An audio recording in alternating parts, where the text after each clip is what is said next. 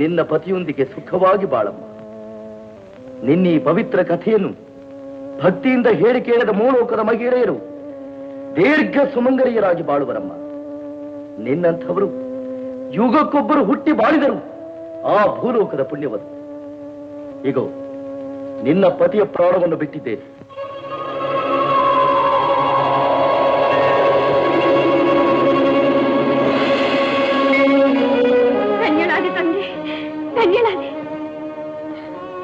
ನಿನ್ನನ್ನು ಸತಿಯಾಗಿ ಪಡೆದ ಅಲ್ಪಾಯುವಾಗಿದ್ದ ಆ ಸತ್ಯವಂತ ಪುಣ್ಯವಂತ.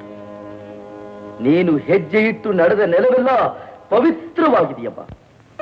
ಕನಿಯರು ಆನಂದದಿಂದ ಹೋಗಿ ಬಾ. ನಿನಗಾಗಿ ನಿನ್ನ ಪತಿ ಹುಡುಕಾಡುತ್ತಿರುವರು. ಹಾಗೂ ಆ ವಿಮಾನದಲ್ಲಿ ಕೂಡು. ನಿನ್ನ ಪತಿಯನ್ನು ಬೇಗ ಸೇರುವೆ. ಕರುಣಾಮಯ ಧರ್ಮಮೂರ್ತಿ, ನಿನಗೆ ನನ್ನ ಅನಂತ ಹಾರ್ದಿಕ ವಂದನೆಗಳು.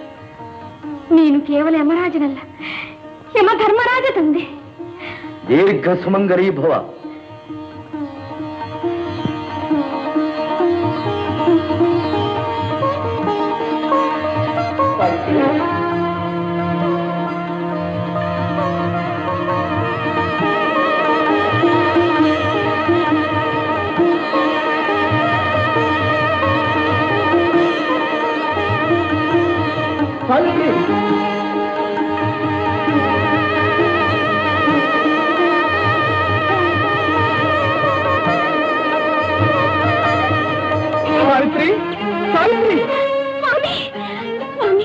ನನ್ನನ್ನು ಒಂಟಿಯಾಗಿ ಬಿಟ್ಟು ಎಲ್ಲಿಗೆ ಹೋಗಿಬಿಟ್ಟಿದ್ದೇವಿ? ಅದೊಂದು ದೊಡ್ಡ ಕಥೆ.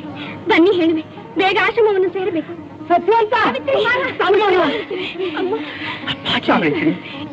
ನಿಮ್ಮ ಕಣ್ಣುಗಳು ಬಂದು ಬಿಟ್ಟಿವೆ. ಆಶ್ಚರ್ಯ. ಇದೆಂಥ ಆಶ್ಚರ್ಯ! ಎಲ್ಲ ಈ ಮಹಾಪತಿವ್ರತ ಶಿರೋಮಣಿ ಸಾವಿತ್ರಿಯ ತಪಶಕ್ತಿ ಸಾಹಸದ ಪ್ರಭಾವ. ಸತ್ಯವಂತ, ಇಂದಿಗೆ ನಿನ್ನ ಆಯಸ್ಸು ತೀರಿತ್ತು.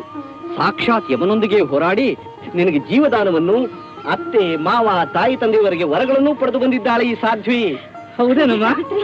ತಾಯಿ, ಎಲ್ಲ ನಾರದ ಮಹರ್ಷಿಗಳ ಆಶೀರ್ವಾದ. ದೀರ್ಘ ಸುಮಂಗಲೀ ಭವ. ಸಾವಿತ್ರಿ, ನಿನ್ನೆ ನಿಸ್ಸೀಮ ಪತಿ ಪ್ರೇಮ, ನಿಸ್ವಾರ್ಥ ಜೀವನ, 3 ಲೋಕದ ಮಹಿಳೆಯರಿಗೂ ಆದರ್ಶವಾಗಿ ಅನಂತ ಕಾಲವು ಧ್ರುವತಾರೆಯಂತೆ ಬೆಳಗುತ್ತಿರಲಿ. ಸಾವಿತ್ರಿ ದೇವಿಯ ವ್ರತದ ಮಹಾಪ್ರಭಾವವನ್ನು ಅರಿತವರೇ ಪುಣ್ಯವಂತರು, ಆಚರಿಸಿದವರೇ ಭಾಗ್ಯವಂತರು. ಸಪ್ತಲೋಕ ಪ್ರಪೂಜಿತೆ ಸಪ್ತಸ್ವರಾನಂದಿತೆ ಶುಭ್ರವಸ್ತ್ರ ವಿರಾಜಿತೆ